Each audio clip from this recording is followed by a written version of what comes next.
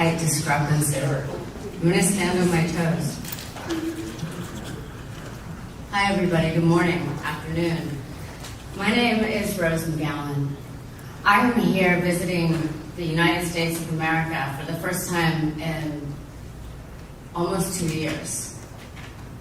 And the environment, the energy of it, as so many of you know, is really hardcore. It's not okay.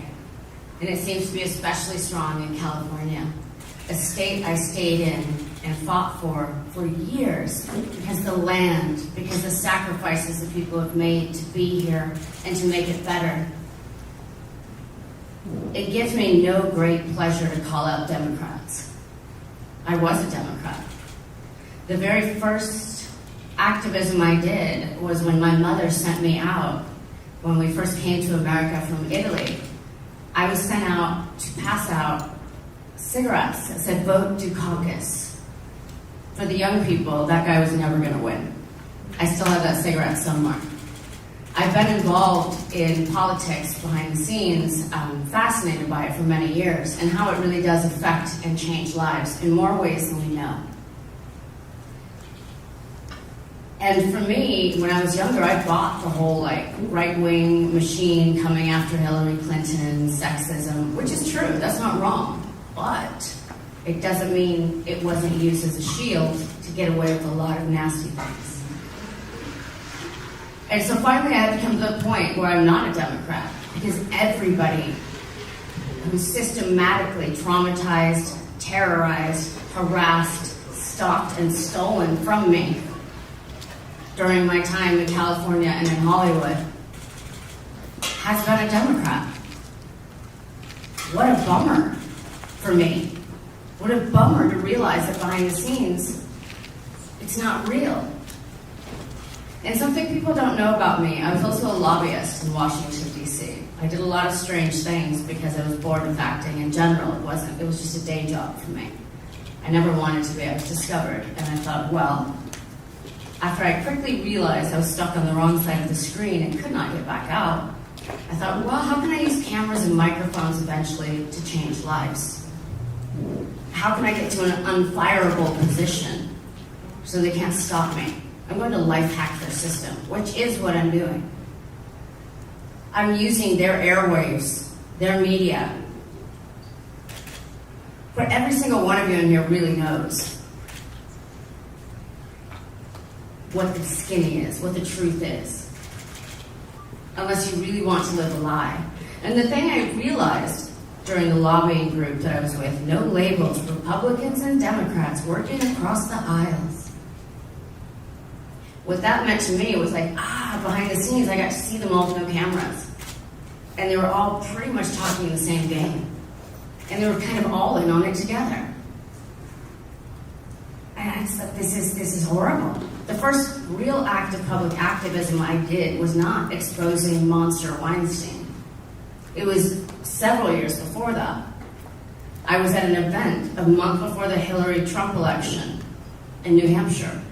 And I realized in this room of the most powerful Democrats and Republicans, with no cameras there, they were saying who they were.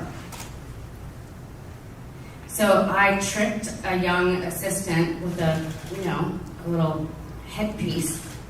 After the governor speaks, they want you to bring me the microphone. Now, I had only seen hijacking in movies, so I didn't know what to say when I got up in front of this very powerful room that I didn't know where I was that night. So I got up, and I said, "This is a hijacking." I didn't know how to express exactly what I was doing. I still really don't know how to express exactly what it is I do. So it gets very confusing for people. I understand that. Can you please turn the dinger off on your phone, whoever has it on? Thank you. But what I do is tell the truth. It doesn't give me pleasure. Believe me. But one truth I do know is this man here, Larry Elder. I used to listen to Larry Elder after I would drive home from the set, or if I got off early, I would listen to him on AM radio 640. Probably the only actress in Hollywood doing so. Sometimes I would even pull over and use a fake name, usually Tracy. to call in and argue or commend. And from him, I learned about the corruption in the teachers' union in the California state. I learned how the state legislature used to be 6 months, but then we have to go 12 months because they'll do more work for the people of California. What a lie. What a lie. So I ask you today, do you want to keep living this collective lie? Do you want to star in their movie? Or do you want to be real? Do I agree with him on all points? No. So what? He is the better candidate. He is the better man. And I've heard him for hours and hours and hours, for years. I really got to know his mind. Thank you. It was nice spending time with you, sir. He's a brilliant man. He cares. He cares about what a lot of us just nitpick at. And you're not saying the right word, or you're not doing this right, or you're not inclusive, you're not tolerant. First of all, someone told me they tolerated me. Does that sound like a nice way to think of people or be treated? I don't think so. And I know how they smeared me in the media, because so many of the people you work for are part of it, and you know it. And I don't know why. I don't know why. Like, what is the gain? Is it short-term power? Is it short-term gain? Why would you sell out your people, your citizens, yourself, your family, your loved ones? For what? For money? For the illusion of power? For the stranglehold you have on keeping people undereducated, underemployed, and terrorized by your government? Why? My enemies do not understand me. Okay, I don't understand them. We're at a fundamental impasse at that point. So imagine my surprise last week when I'm on the Dave Rubin show and we're talking about the recall, which I'd only had kind of a tangential awareness of because I live in Mexico, I live in the jungle. It took a lot for me to come to the US. I'm scared of this place. It's been very cruel to me. It has not been kind. A lot of people in this country like to kill that which they don't understand. It's like a cult. I grew up in one. I would know. I know all the markers. So I'm asking people watching or people reporting on this. First of all, don't report on me as an actress. I hung up that shingle 10 years ago. I fought my way out of that world. I deserve more respect than that. Thank you. That's a side note. So imagine my surprise when I'm on air with Dave, and I said, yeah, even I remember it came back to me. Gavin Newsom's ex-wife contacted me. And I said her name, and he said, that's his current wife. I said, it is? I mean, I had so many monsters after me during the period that she made contact. An organization called We Are Ultraviolet that I do not trust, a feminist activism group, got a hold of me and said, Jennifer Siebel Newsom, she's a big producer of feminist films and Hollywood documentaries. She's pro-women. She'll help you. I just directed a movie. It was nominated for Grand Jury Prize at Sundance. And because of the consistent and total blacklisting that I had endured for almost all of my career, as haphazard as it was, after Weinstein assaulted me, I thought maybe someone will help me finally. Maybe somebody will be real. Maybe this will be the one. Because I always hope. They haven't taken that away from me. God, they've come close. So after Dave tells me that she's his current wife, on the way home, I go through my emails. And I'm like, and I remembered, I said, yeah, even like his ex-wife called me and said, what will it take? What can Boyce Schiller do to make you happy? Now, I had no idea who Boyce Schiller was at this point. This is about 4.5 months before the expose that I set up in the New York Times came out.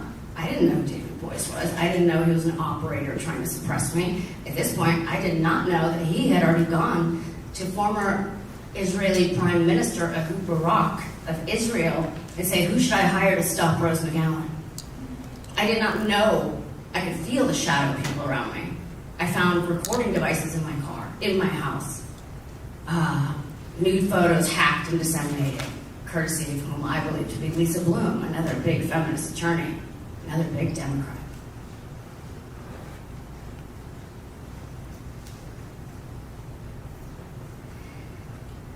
So when I finally got on the phone with Jennifer Siebel Newsom for what I assumed was about movie projects, imagine my surprise when she says, "What can Boyce Schiller do to make you happy?" And I had no idea who that was. So I just said nothing and hung up on her. That was my last contact with her. And then the expose broke. And I spent years setting this up. Years behind the scenes. Hounded at every turn. So then I go through my emails, and I remembered, upon seeing this long email, where Jennifer Siebel Newsom is inferring that she was a Weinstein rape victim,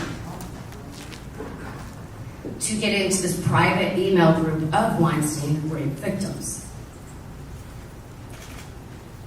And the other day, I was reading it, and I was like, oh, I had forgotten about this lady. I had forgotten about this treachery, because there were so many. It was coming at me every day from all sides. My only goal was to take down some monsters and show people that you do not have to be out there with a picket sign. You do not have to bite at the angles of power. You do have to cut off its head. And it is a hydra. It is a many-headed beast. You get one down, another pops up. That's what I was dealing with. Plus global derision, paid-off media that Weinstein had paid off for so many years to destroy me because I never signed a non-disclosure agreement. He was right. I was his enemy. And he was correct. I am formidable. Again, it doesn't make me happy. I always just wanted a life where I could walk in the grass and stare at the trees. Pretty simple. But it didn't turn out that way. So I thought, I'm going to keep life hacking the system. And I don't care if nobody ever believes me, because I was there. I know the truth. I don't believe in gaslighting. I refuse to be tricked. And every line in this email to the Weinstein victims, talking about me and my paranoia, and the reason I suspect her to be a spy is because of my trauma. She starts it with, "Please turn off the dings, thank you." She starts it with, "I'm writing from the Bahamas." Okay, thanks for being rich. I don't know what you're trying to say. Imagine my surprise as I get deeper and deeper into this, that I find out, and it's not on Google, definitely on it, by the way, on DuckDuckGo, I find out that, in fact, her brother-in-law is David Boyce's law partner, Schiller's son. So today we look up DuckDuckGo. We put in his name, her brother-in-law. I find out he's arrested for beating his wife. Imagine my surprise. These are your leaders. These are who you vote for. And these are who you are attacking. This man, me, and anybody who's like, why not change? Why not be better? So as an outsider, someone not from this country changed my name the first day I got here at 11. My name is Rosa Ariana. They changed it to Rose. I forgot that till 2 years ago. It has stolen so much. And it does it to all of you. I traveled the world and I've had so many people say to me, Americans are the most uneducated. Not wrong, but they are wrong in this. It's undereducated. It's systematic, and it's done to you all on purpose, to keep you part of a complicity machine that benefits you. This is not a country or a state for everyone. This is a country for the few. This is a country for people like hair gel in the Bahamas. Okay, that's the reality. And I really wish I had better news. It gives me no pleasure to be the bearer of truth, which is sometimes ugly. But do you want a society that has gangrene on its leg, but puts on a fancy suit and pretends it's not there while they hobble in pain? Or do you want to just stop, look at reality, take your medicine, clean up the wound, and run? Run free. Why not change? Why not go big? Why not put a stake in the heart of evil? Because that's what this really is. This is good and this is evil. And if you're tired of people looking at this country like it's the Florida of the world, which it is, looked upon that way, because, it's earned it in a lot of ways. I know this place has it in it to be better. I know it does. I've met so many good people in this country. Not the elites. Absolutely not. But the person I meet, that's the housekeeper at the hotel I'm staying at, who shouldn't even have that title because she's a queen of a woman. And then we have the Jennifer Newsoms of the world. Why? Why do you keep choosing them? Why do you keep electing them? Don't listen to their buzzwords. Cult leaders, which is what these people are. I would know, I grew up in one, like I said. They massage your mind. They keep you in fear. They keep you in doubt. I kind of suspect on the inside that this is all a lie. But I don't want to be the one that stands out, takes it on the chin. Well, I'm here to confirm for you it is a lie. It is a fact. And when I say things, like, I'm sorry you feel that way. I'm like, I didn't tell you how I felt about it. I told you a fact. That's a different thing. Start noticing in your life how many times people will tell you, oh, I'm sorry you feel that way. And start being brave enough to stand out, brave enough to be different, brave enough to challenge. Does it cost? Yes. But if we all do it, it will get so much easier. It will get so much better. I believe in this man because I know his mind, and I would like to think on some level I know his heart. Take away the Republican word. Take away the Democrat word, okay? Who do you want to govern you? Someone who cares passionately, even though you may disagree with him on some points? Or do you want somebody who's really operating behind the scenes to keep you all in ignorance while they rob the bank and go to the Bahamas? My money's on Elder. Not that I have any, because they took that too. Thank you for listening. Thank you for hearing. And I really appreciate anybody watching or reading this to think differently, to be brave, do something that's weird, like maybe voting Republican, even though it will feel strange cellularly. I felt that way when I first went on Fox News. I was like, weird. I get it, right? But that's okay. Because right now, y'all are in a pickle. It's not going so well here, is it? It's not. I know you can do better. I know you can be better. And I know this is the person that can push that better for all of us, for all of you. Systemic change is what's needed. Go big. It's not going well. So you have a choice. Stay status quo. Or be brave. I vote for bravery. I vote for Larry Elder.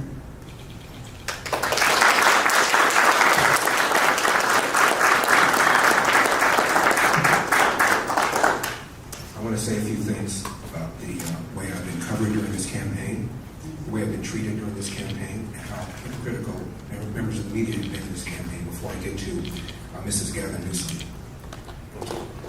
Rose wrote a book called Brave.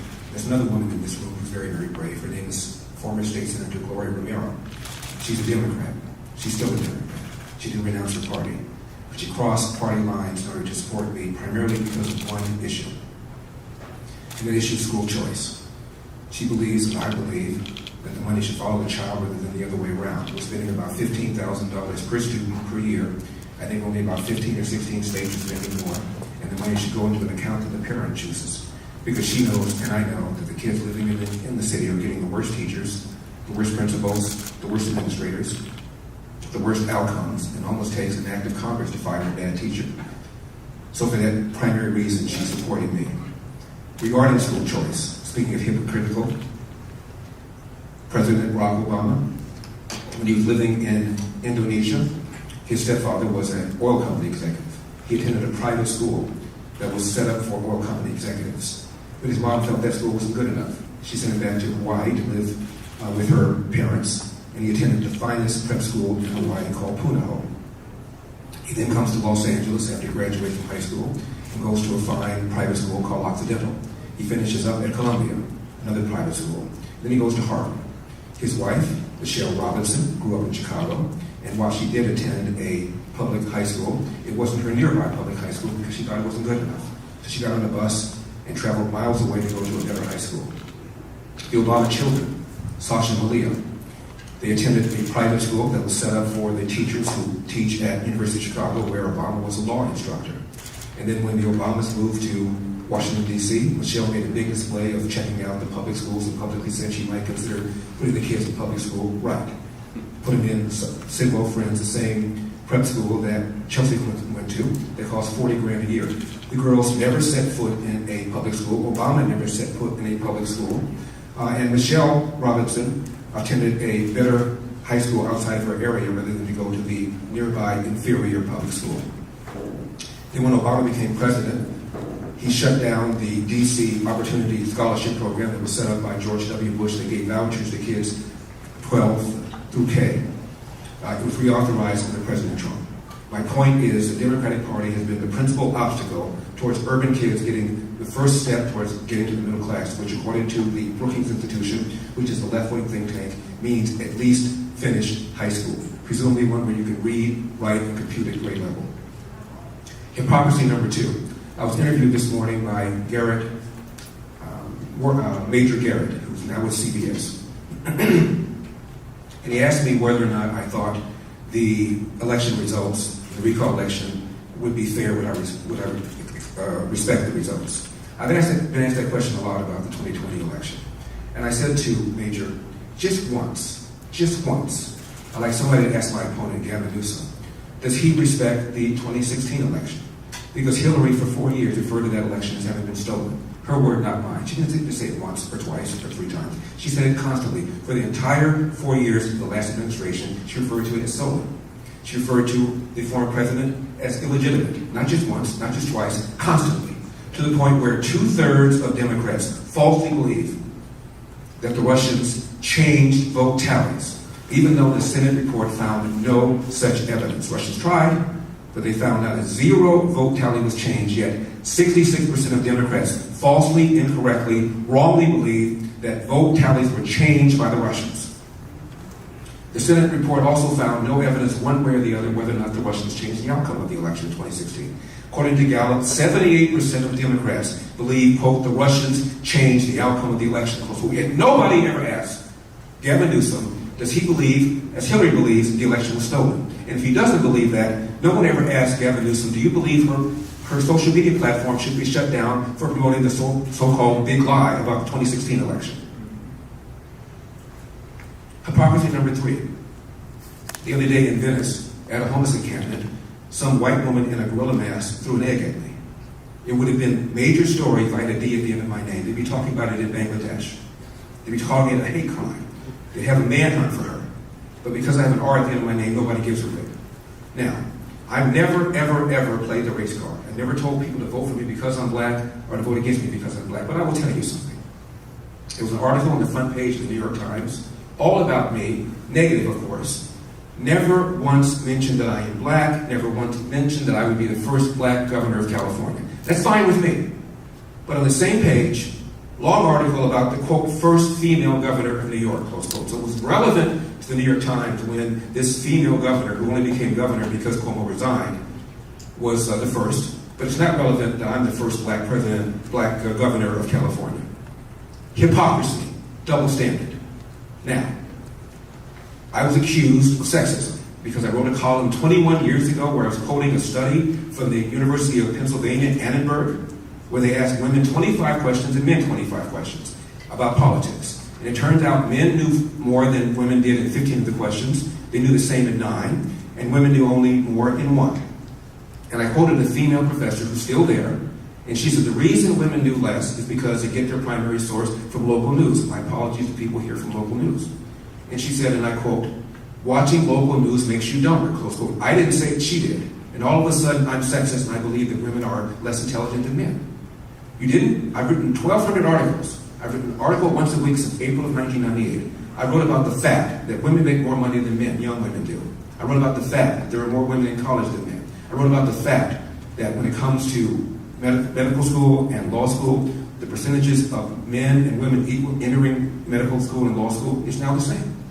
No one mentioned that. But you find some article I wrote where I was quoting somebody else, and now all of a sudden I am a sexist pig. Someone made a false allegation against me. I denied it. You've heard the allegation that Rose just made about Gavin Newsom's wife.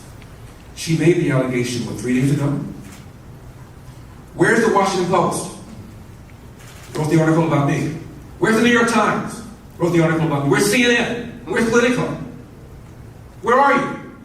If this had been made about me, my girlfriend standing over there, if someone had said my significant other contacted on behalf of Attorney Boyce, who's Harvey Weinstein's lawyer, and called Rose McGowan and said, what can we do to make you go away? What can we do to make this happy? That's all you guys will be talking about between now and the end of my campaign. This is a double standard to which I've been subjected to my entire time, and I'm sick of it. And you ought to be sick of it. Where's your integrity? Where's your fairness? Now, what Rose said about Gavin Newsom's wife is a bombshell. This is a man who the other day, because he was trying to do a counterpoint to me, women are smarter than men. Women are they're better politicians. They're better. Where is he? Where are you? His wife contacts Rose and says, what can we do to make you happy? What can we do to make this story go away? Right before the Harvey Weinstein story blew up. That's all you guys would be talking about if the allegations were made about me or my significant other. Any questions? We're going to take some questions. If you could raise your hand if you have a question. Questions for Rose or questions for me? Sure. Steve Gregory, KFI 640, local news. And by the way, she said 640, she meant 790 kgs. Oh, shit. No, I know, and that's fine. That's all right. I wondered that myself, but I'll take the credit. Thank you for that. No, seriously, Larry, you seem kind of surprised by all of this. Didn't you know that this was going to be the case when you got into this race? Didn't you know this? Didn't I know that the media had a double standard and I would be subjected to a hypocrisy on the part of you guys? Yes, I knew. Well, actually, no, the question is, sir, is didn't you know that this was going to be sort of a dirty fight? I mean, because you know that there was going to be a battle. This was not going to be an easy thing. You understood that. I knew what I was getting into. But that doesn't make it okay. Come to the mic, please, if you're going to speak. Thank you. But that does not make it okay. It does not make it okay that the New York Times has 98.5% of its readers identifying as Democrats. But people yell about Fox News, only Republicans watch it, right? And when your question, you're a part of it. I don't know your coverage, I don't know your work. I'm sure it's stellar, truly. But you're a part of it. Didn't you know it was going to be a dirty fight? Yeah. Does that make it okay? And does that make you all not complicit in it? Does it make the New York Times, who got a Pulitzer off of me calling them, unlike what Jodi Kantor, the journalist who won a Pulitzer off of my bravery? And they lied in their book, and they said they called me another New York Times lie. And they have blanket silenced me since I supported Tara Reid against Joe Biden. But they care. But they care. And every feminist organization in this country is in on it. Every big one now. Ultraviolet, like all of them, certainly Time's Up. I knew my fight was going to be ugly. Does that make it okay? And does that not make every single person asking that question and yet not commenting or contextualizing things correctly okay? No, it does not, sir. Well, Our next question comes from David Weigel. I'd like to say one other thing too. What I find kind of amazing about this race, Rose, virtually nobody has defended Gavin Newsom's record on almost anything. We have Barack Obama cutting a commercial for him. Bernie Sanders, who owns 3 houses, cutting a commercial for him. Senator Warren cuts a commercial for him. And nobody utters the following words. Gavin Newsom has done a fine job for the people of California. Crime is over. Homelessness is over. People are leaving California for the first time in the history of the state. We're 170 years old. It's never happened before. And when people making between 50 and 100K leave, the number one reason they cite, they cannot afford the price of a house. More businesses have left in 2021 than have left all of last year, and the rate at which businesses are leaving is twice the rate of the last 3 years. We have the highest state income tax in the nation, 13.3, and it's the biggest revenue stream of California, the income tax. 1% out of 40 million people in California pay half that state income tax, and they're leaving, and they're taking their tax base with them, leaving less money for fire suppression, less money for schools, less money for roads. The man has mismanaged the forest. We're having rolling brownouts. I can't think of any front. The declining quality of public education, the rise in cost of living, the rise in homelessness, the way he ignores signs to shut down this state, his forest management, rolling brownouts. I can't think of any front at all where this man has done a good job. And you guys want to talk about other stuff. And that's because this man, Gavin Newsom, has been able to switch this thing from a referendum on his behavior, his governance, into a quote Republican takeover. As if that has anything to do with crime. As if that has anything to do with homelessness. As if that has anything to do with the outrageous cost of living.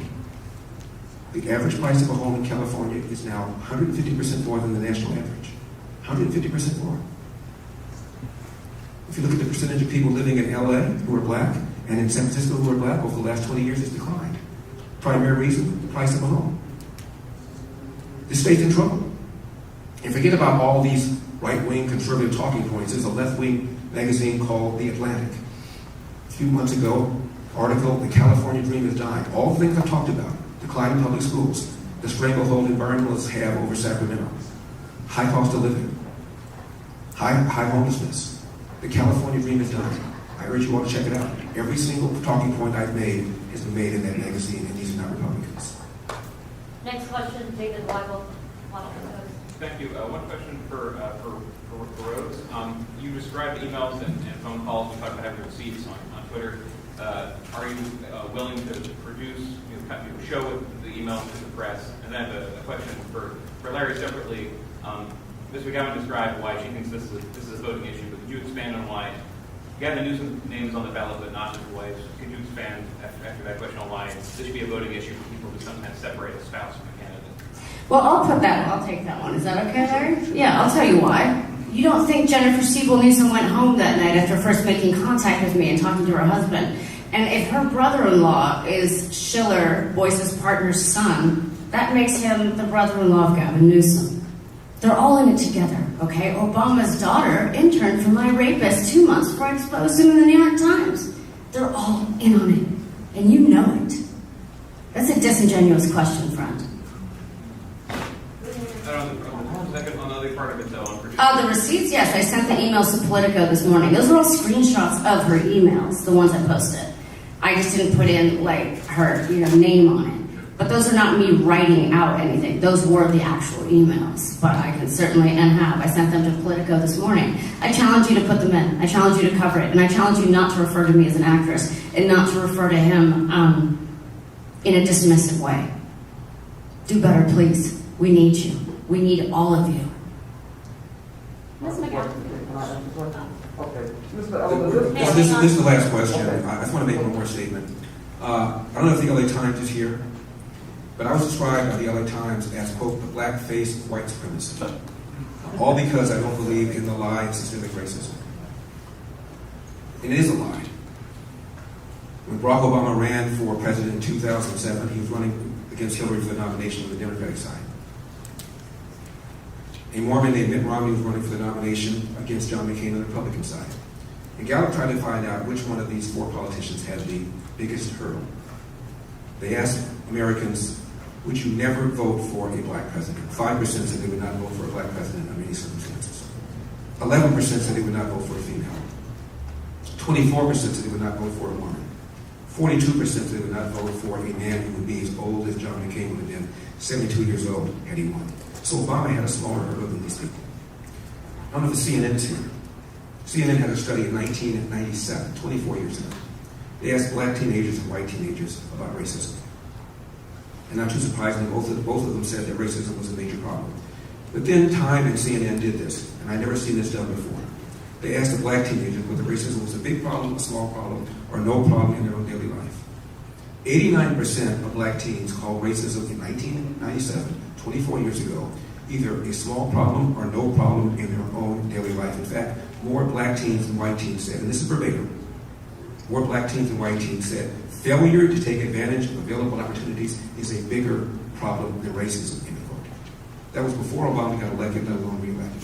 Speaking of whom, he gave a speech at the Black Church in 2007 when he was running. And he's talking about racism. And he said, the Moses generation, referring to the generation of Martin Luther King, has, quote, gotten us 90% of the way there. 90%, which I thought was reasonable. I once saw a poll that said 8% of Americans believe Elvis is still alive. He then said the Joshua generation, referring to his generation, has to get us an additional 10%.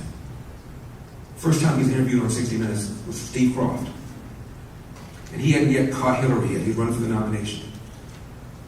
But he was coming, otherwise they wouldn't have interviewed him. And Steve Croft said, Senator, if you don't get the nomination, will it be because of racism? And Senator Obama said, no. If I don't get the nomination, it will be because I have not articulated a vision that the American people can embrace. Now I'm sitting home watching this, and I said, hallelujah. I don't vote for Democrats because I want lower taxes, lower regulation, strong borders, and strong national security. But at least he's going to be a racial reconciliator, I said to myself. Before he got elected, before he entered the Oval Office, I should say, I think he won with 52% of the vote in 2008. You know what his popularity was? 70%. Before he set foot in the White House. Many people who didn't vote for him said, okay, I don't want to vote for somebody whose tax has been regulated, soft on national security, soft on the borders, but he'll at least bring us together, someone to pull for him. 70% popularity. And what did he do with that? The Cambridge police acted stupidly. No, they didn't. If I had a son who looked like Trayvon, what does that even mean? Racism is in America's DNA, he said. Really? The first time Gallup asked about racism, about whether or not you would vote for a black president, was 1958. And the percentage who said yes was in the high 30s. Now only 3% said they would not vote for a black president. He invited Al Sharpton to the White House over 70 times, one of the most vicious race hustlers in America, who, by the way, is now a Democrat kingmaker. Google Al Sharpton, Democrat kingmaker. A guy who became famous by falsely accusing a white man of raping a black woman is a Democrat kingmaker.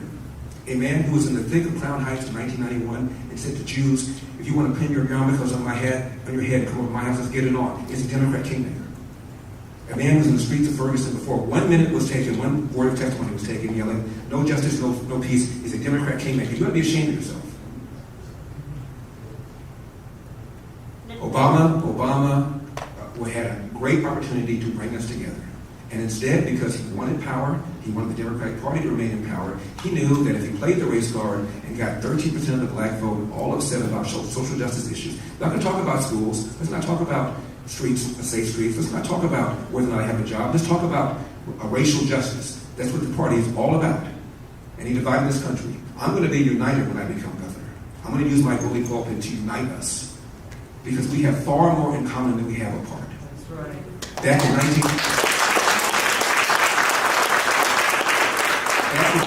1991, a black Harvard sociologist, I don't know any sociologist who's a conservative, do you? A black Harvard sociologist named Orlando Patterson said this, 1991. America, despite its flaws, is the least racist majority society in the world, provides more opportunities than any other country in the world, including all of those of Africa. That was before Obama got elected, let alone re-elected. My final thought. In the mid-60s, Martin Luther King gave an interview to British television. This is 2 years after the Civil Rights Bill was passed. And he said, the changes in America have surprised me to the point where I believe in about 40 years' time or less, there could be a black president. Almost on cue, there was a black president. He didn't say black CEO of a Fortune 500 company. We've had those. He didn't say a black governor of one of the original states of the Confederacy. We've had that.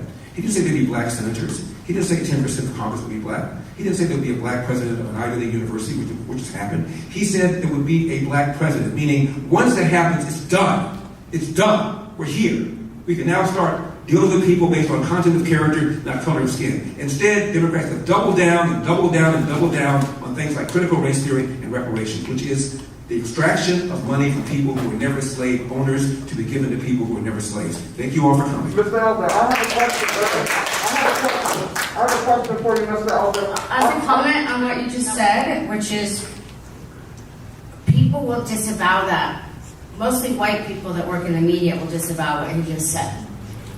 But understand who it's coming from and that he might just know more than you living in a different skin. I was just in Portland, Maine with a friend of mine who's from Nigeria but went to school at Oxford in the UK.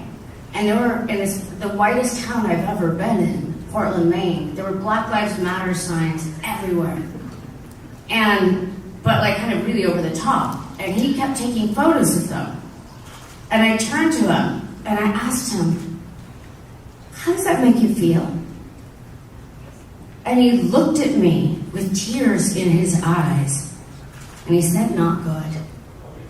Now this whole, the BLM, all of this, I've been gone. I live in a jungle. I'm not fully aware of, I mean, I get it. I saw it like last week for the first time really in person. But I would say, yes, people have different views on what Larry Elder just said. What? I will ask the white citizens of non-blacks to consider that maybe he has had a different experience than you in this world. And that maybe instead of reacting mentally but with violence to what he just said, consider that it's a different experience. We are not the authorities on that. So I will leave it with this on a high note. Because people don't want to hear that. That sucks. But they don't want to, and you know it. They want to hear that the more we micro-label each other, the better we'll be. The reality is, today, I challenge this state, I challenge these voters, I challenge the media. Back up. Be human first. Vote for humanity. Might be a policy wonk, might not say the same things the way you would do, and might not articulate them in a way that we're used to. But it doesn't make him bad, and it doesn't make him wrong, and it does mean that he's dedicated his life to thinking differently and wanting more. Is that so bad? I think not. So let's bring on some hope. Let's truly, if you really want to get past racial barriers, be fair in coverage. Be honest. I believe in California. I believe you can be better. And I do believe, even though when Larry and I first met today, I said I don't agree with you on certain stances. So what? Do I think fiscally and every other way, which is desperately what California needs to be saved, he will be the man for that? Absolutely. So why not try something different, something unique? It might push your buttons a little bit. Ooh, but guess what? When you put on that t-shirt with that itchy tag, you get to go home and take it off and be comfortable again. And sometimes we have to address the wound so we can run free. Thank you. Mr. Alford.